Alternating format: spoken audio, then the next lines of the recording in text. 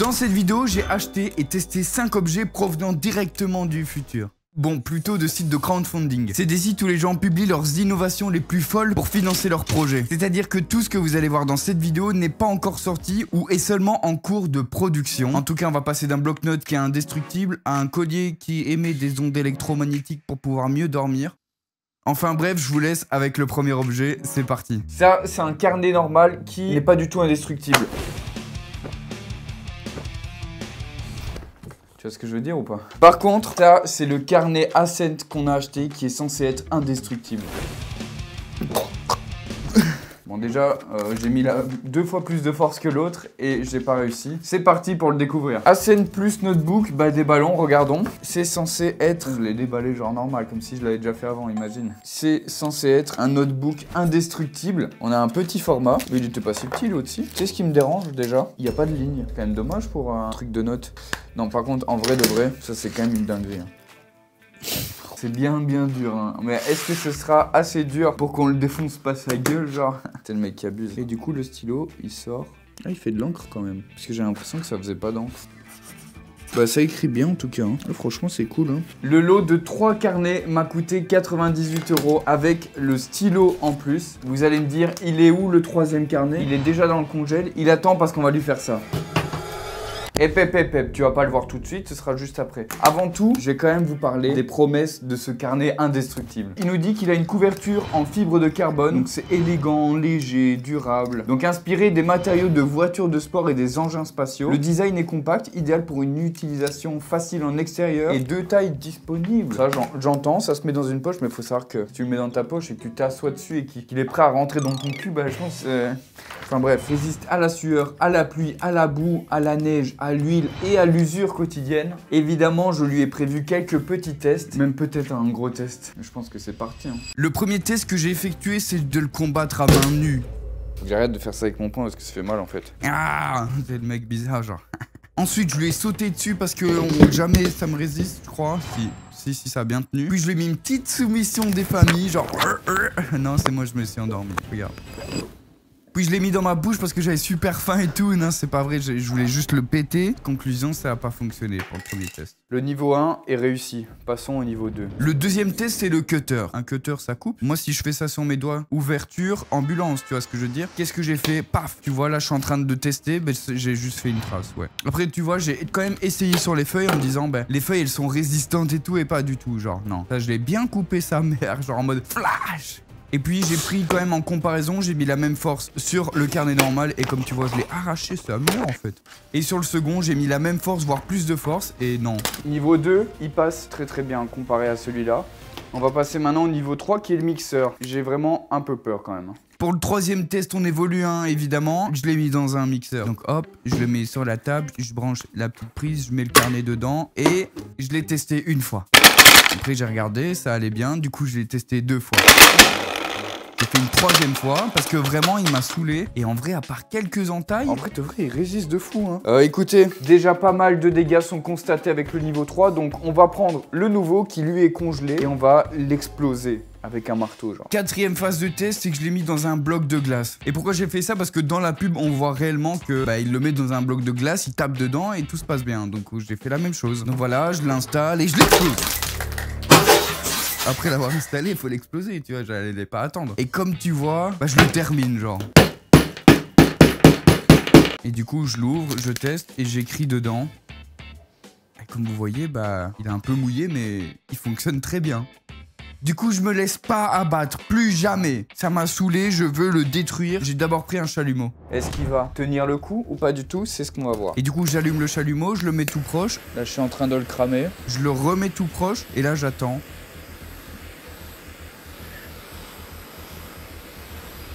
En vrai de vrai, on est quand même sous chalumeau là, j'abuse de tenir aussi longtemps quand même. Je l'ai brûlé longtemps et voilà le résultat. Ah wesh, viens voir le test du chalumeau.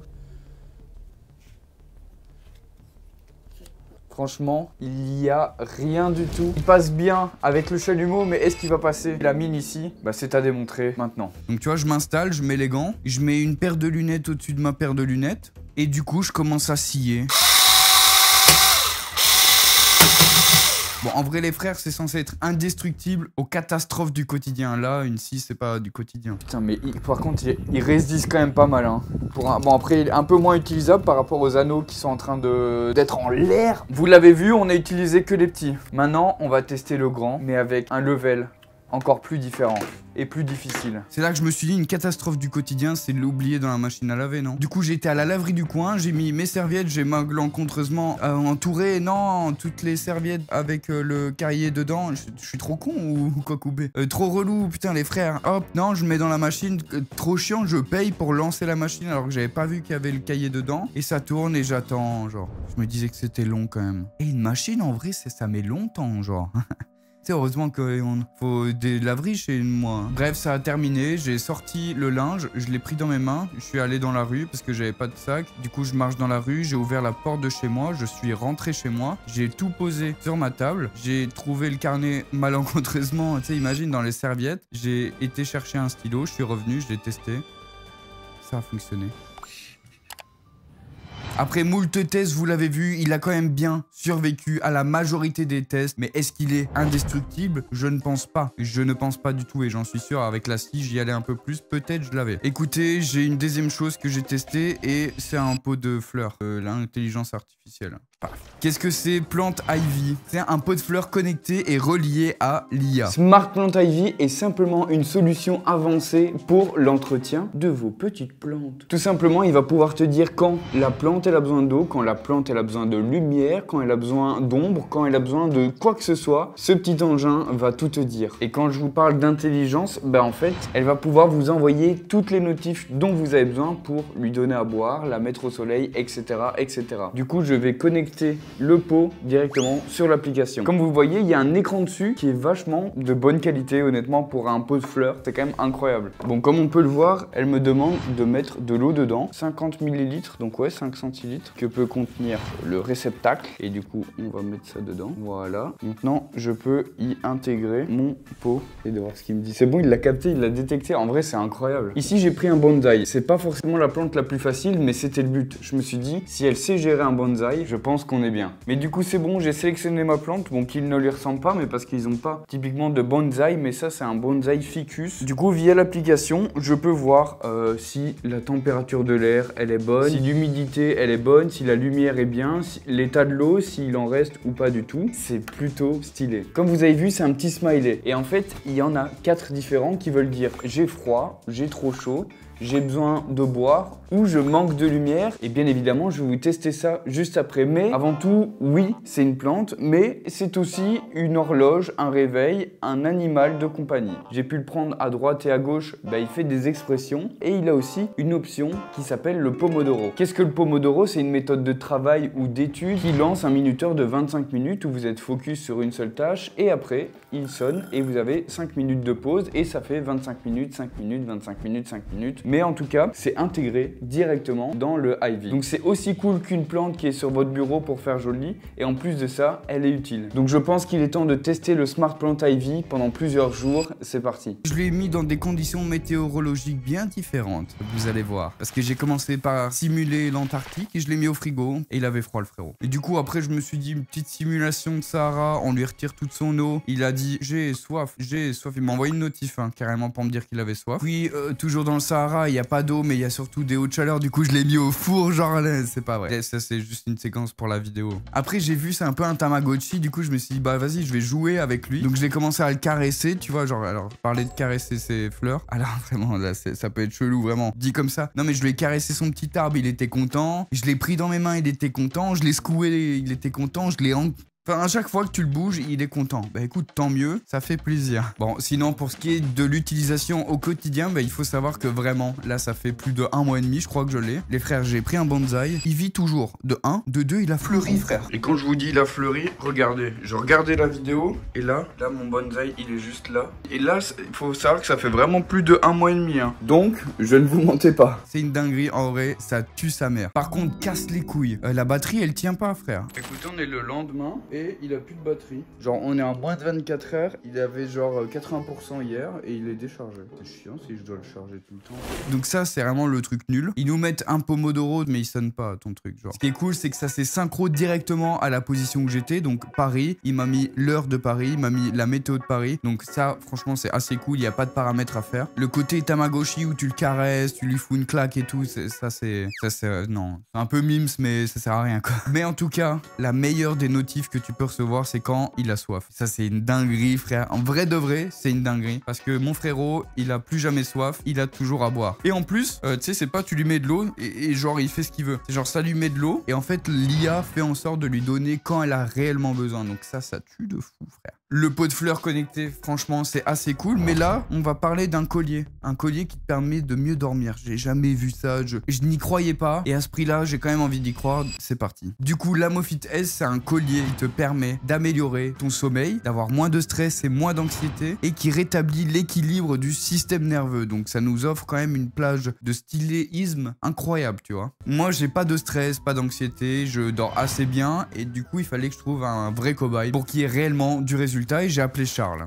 Du coup, je t'ai choisi toi parce que t'avais des problèmes de sommeil. Tu peux expliquer c'était quoi plutôt comme problème, ton ressenti J'ai pas, alors tu vois, j'ai pas d'insomnie pure et dure où genre j'arrive pas à dormir, mais je sais que j'ai du mal à me lever le matin, je me réveille, je suis fatigué. Et en fait, j'ai l'impression j'ai dormi, en plus j'essaye de faire des bonnes heures, mais juste j'ai dormi une nuit de merde, tu vois. Genre je me réveille et je suis pas reposé. Et du coup, bah, si on peut changer ça, ce serait quand même incroyable. Donc je lui ai envoyé le colis par la poste, il arrive chez lui et il le déballe. Donc ça, c'est censé révolutionner mon sommeil. C'est pas gros, hein.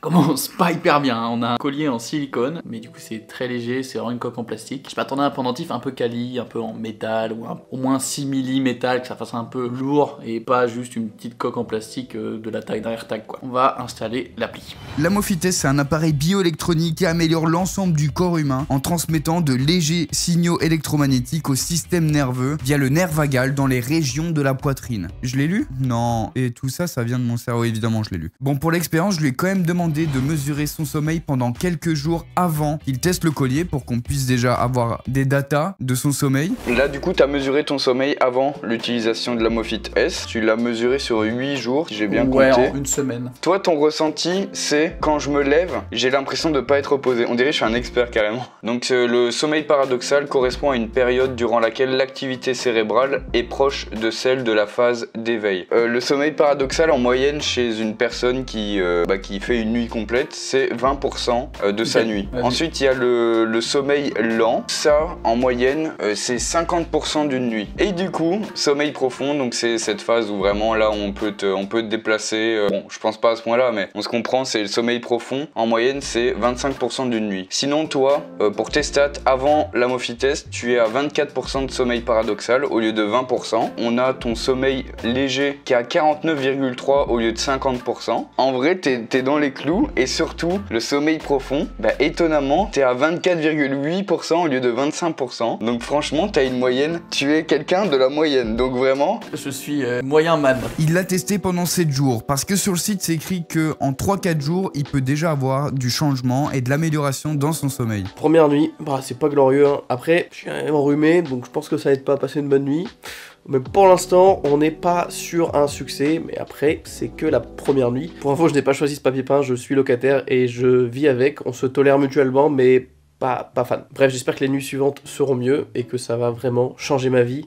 J'y crois pas trop, mais bon, allez, on y croit. Bon, je l'ai en déballant, tu vois, j'ai toqué, on peut parler de la qualité de fabrication, c'est pas fou, hein, c'est très très léger, mais juste à un moment j'ai tiré sans faire exprès, le truc s'est arraché, et une fois que t'as plus que la petite pince, et mon gars, pour l'accrocher, c'est une galère absolue, donc à partir de là, c'est pour ça que mes stats s'arrêtent mi-juin, parce que... Ouais, parce que c'était... J'ai give up. Après, il faut penser à le mettre, et surtout, il faut avoir des blocs où t'es un peu statique et tout, tu vois, normalement c'est 3 heures de session, quand même, beaucoup, on se rend pas compte, mais 3 heures où tu fais vraiment la même chose, mais sur le moment, physiquement, il se passe rien. Ça fait pas de bruit, ça chauffe pas, tu le poses, et à la limite, c'est vrai qu'avec le collier, bon, sans le collier c'est chiant, mais avec le collier c'est quand même pratique. Mais vraiment, feeling sur 2-3 moments, et vraiment c'est pas très appuyé. Mais non, mais déjà t'as quand même eu ce feeling, donc ça a quand même fonctionné, on va dire, sur ta concentration lors du taf. Mais ton sommeil, est-ce que t'as ressenti un avant-après? Bah, je voulais pas te spoiler parce qu'absolument aucune différence, genre vraiment zéro, mec, rien du tout. J'aurais vraiment adoré te dire, mec, non, ça mais va me franchement changer la vie. Oh là là, waouh. En fait, j'avais j'avais pas forcément envie de descendre l'objet au global et c'est toujours pas le but.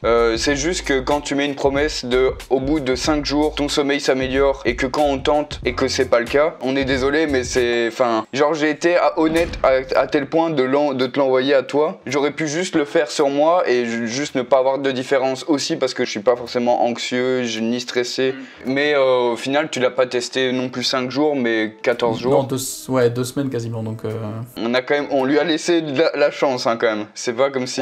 Franchement, on a été sympa. Non, en tout cas merci Charles, c'est trop cool. Bah avec plaisir. Franchement, n'hésite pas. Surtout un truc où je dois me filmer en train de faire semblant de dormir, ça c'est toujours un plaisir. Franchement, c'est les rushs les plus cringe que j'ai fait. Bon, vous pouvez retrouver la chaîne de Charles bien évidemment dans la description. Pour conclure, moi ça me paraissait quand même trop gros, genre. En vrai, frère, un collier qui il fait mieux de dormir et tout. Non, ça me paraissait trop gros. Vous avez eu les retours de Charles. Je sais pas, il faut le tester. Moi, je pouvais pas le tester parce que vraiment, j'ai pas ce genre de problème. Du coup, ça allait vraiment juste pas fonctionner. C'était inutile de vous montrer un objet qui n'allait pas fonctionner sans moi. Et je suis sûr qu'on a tous des sensibilités différentes. Ça peut fonctionner pour l'un et ça peut ne pas fonctionner pour l'autre. Mais en tout cas, nous, on l'a testé et ça a donné ça. Bon, tu vois, après avoir mieux dormi, moi, j'ai quand même besoin de travailler. Qui dit travail, dit clavier. Qui dit clavier, dit j'ai un clavier de fou, frère. Il se divise en deux. C'est le knock free et c'est maintenant. Quand je vous disais il se divise en deux, c'est que le clavier permet, oui, de se diviser en deux pour avoir cette position-là à cette position comme ça. Une position censée être plus à l'aise et qui n'a pas tort. Qu'est-ce qu'on retrouve dans la boîte? Vous pouvez évidemment retrouver le clavier. Il y a à l'intérieur son câble d'alimentation en USB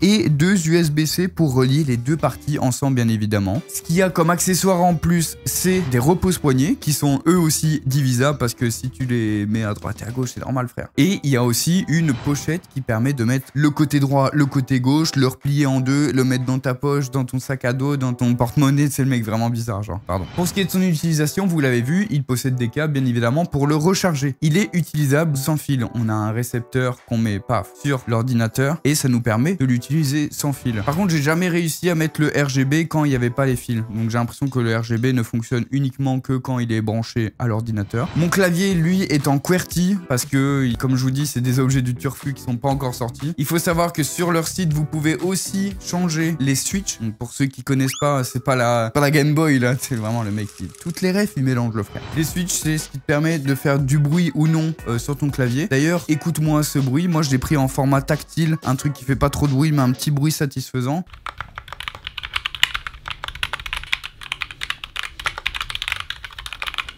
Pour ce qui est de la prise en main, bah, j'ai trouvé ça un peu compliqué. Et c'est normal parce que sur leur site, ils disent que c'est une habitude à prendre. Bien évidemment, tu passes d'un clavier où t'es comme ça à un clavier où tu peux même être séparé, avoir quelque chose au milieu et devoir écrire. Après quelques jours, je me suis dit, je vais quand même faire un test de rapidité pour voir si j'ai pris l'habitude. Spoil, je vais pas vous spoil. Regardez, hop, ça c'est moi, je teste, tac, tac, tac. Et t'as vu, c'est le clavier knock free, paf. Oh non, 58 RPM ou un truc PM. C'est pas bien. Et du coup, là, je tente avec mon clavier de Mac. Et là, 70 CD, mais carrément, je suis en flex là. Donc vous avez vu, je suis un peu plus lent, mais ça faisait quelques jours que je l'utilisais. Petit bonus où j'ai vraiment kiffé, très premier degré, c'est pour les jeux vidéo, les frères. Avoir un clavier qui se divise en deux. Faut savoir que quand vous avez pas beaucoup de place, là j'en ai beaucoup sur ce bureau-ci, mais quand vous en avez pas chez vous et que tu peux retirer une moitié de clavier, mais que tu peux jouer à Valorant, genre avec la partie gauche du clavier et la souris, elle a plus de place pour naviguer, c'est un banger, frère. Je me suis pris pour un joueur professionnel. Non. Et bien évidemment, l'une des fonctions principales, c'était améliore ta posture. Et c'est vrai, j'ai eu un vrai ressenti parce que je l'ai vraiment testé pendant presque un mois là. Quand je suis chez moi avec le knock free et que je suis comme ça, donc droite-gauche, je suis super à l'aise. Quand je reviens ici au bureau et que je réutilise un clavier même normal, bah, tu passes d'une position où t'es écarté à une position où t'es serré comme ça. Et en vrai de vrai, c'est là que tu te rends compte que c'est un poil dérangeant quand même. En tout cas, full banger aussi, c'est pour manger. Je peux mettre mes plats, tu sais, j'ai mon plat, paf. Bon, en tout cas, voilà, pour ce qui est du ressenti de ce clavier, c'est vachement cool, c'est plutôt innovant, je sais pas si ça existait déjà ou non. En tout cas, c'était trop cool à tester, mais le dernier objet, il est un peu plus spécial, c'est un casque. Et c'est pas un casque Bluetooth en mode tac, tac, non, c'est un casque de vélo. Unit One, c'est un casque qui a comme particularité d'être intelligent. Quand je dis intelligent, c'est qu'il a des lumières permettant de faire clignotant, donc ça, si tu tournes à droite et à gauche, tu sais ce que c'est un clignotant. Et qui est connecté aussi à ton téléphone, car en cas de chute, en cas de catastrophe, en cas de tremblement supplémentaire en cas de chute, je crois. Hein. Je crois que c'est majoritairement pour les chutes. Ça peut appeler les secours automatiquement. Et bouge pas parce qu'à la fin de cette séquence, je me dis que c'est un casque. Il faut quand même tester s'il est résistant. Du coup, j'ai pris 4 casques de prix différents et je les ai explosés. Enfin bref, vous allez voir. Eh oh, lui mets pas tout là. Mets pas toutes les images là. Du coup, qu'est-ce qu'on retrouve dans la boîte? On retrouve tout ça. Allez, on l'unbox maintenant. Le petit casque, à quoi ressemble-t-il? Déjà, si je dois le sous-peser, le casque il est assez léger déjà. Vous voyez à l'arrière il y a la LED et si j'appuie sur on, oh. Comme vous voyez, il y a à l'arrière la bande rouge et à l'avant la bande blanche. Évidemment, puisqu'il y a des LED, il y a un chargeur fourni avec. C'est de l'USB-C, mais ce n'est pas tout. Dans le kit qu'on a acheté, à combien d'euros? À 337 € parce que oui, c'est un prix, mais nous avons la petite télécommande juste ici. La télécommande qui va se mettre évidemment sur le guidon, qui va vous permettre de tourner à droite, tourner à gauche. Enfin, elle va pas vous permettre de tourner, elle va vous permettre de mettre le clignotant évidemment, parce qu'il ne tourne pas à votre place. Il y a aussi ces deux barres LED qui vont venir se poser sur le sac à dos ou sur l'arrière de votre vélo pour faire un peu les freins arrière de votre, j'allais dire de votre voiture, mais je suis ouf.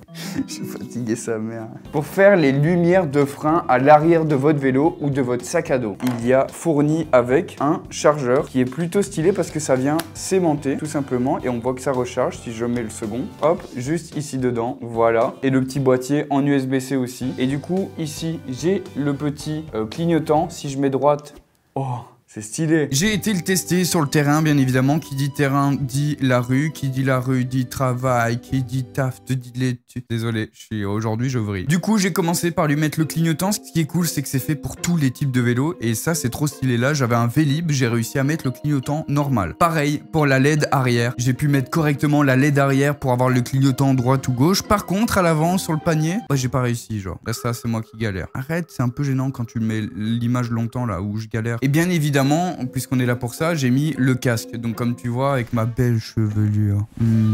Bon.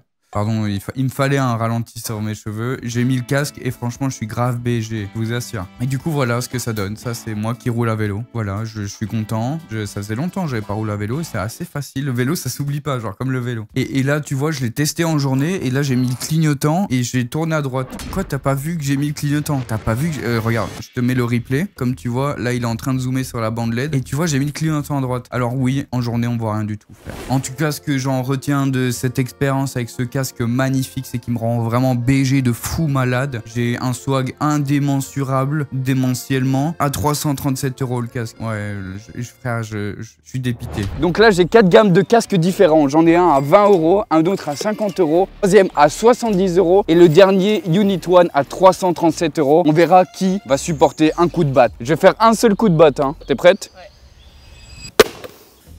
Oh, viens voir à l'intérieur. Donc en un coup de batte, regardez ce que j'ai fait. Là, c'est compliqué. Déjà 20 €, il se prend un méga choc. On va tester le 50 €. Allez, il a bien tenu, hein.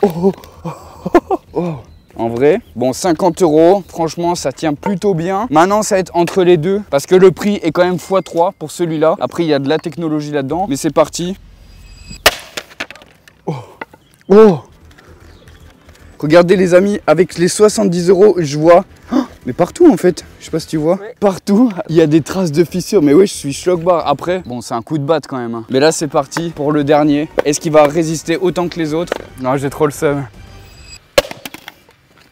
Oh, il s'est pris un bon petit coup quand même, hein. Et regarde, ça l'a un peu explosé. Et si on regarde à l'intérieur, un tout petit peu. Mais honnêtement, j'ai mis la même force que les autres. Et écoutez, je sais pas c'est quoi le résultat, hein, mais je l'avais pas sur ma tête. En tout cas, il clignote encore, hein.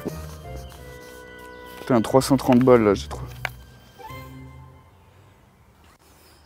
Si je devais conclure pour ce casque, c'est que, frère, ça coûte cher de fou. Et en vrai, on n'en a pas parlé parce que j'ai pas pu le tester par rapport au fait que si j'avais une collision, je pouvais mourir et que ça appelait les secours. Cette option, elle est cool. S'il y a une collision et que t'es pas capable de, c'est relié à l'application qui elle-même est reliée du coup à tes contacts d'urgence et ça les appelle pour dire qu'il y a eu un souci avec un point de géolocalisation. Donc ça, franchement, ça tue de fou. Voilà pour tout ce qui est ces objets du Turfu. J'espère que vous avez kiffé cette vidéo. N'hésitez pas à mettre bien évidemment un gros pouce bleu si je suis plus ou moins mignon dans ce casque. On est passé par un cahier indestructible, par un collier qui sert à rien. Mais c'est ça le futur, non? Et dites-moi si vous voulez qu'on teste d'autres choses aussi futuristiques. Ciao. Ciao.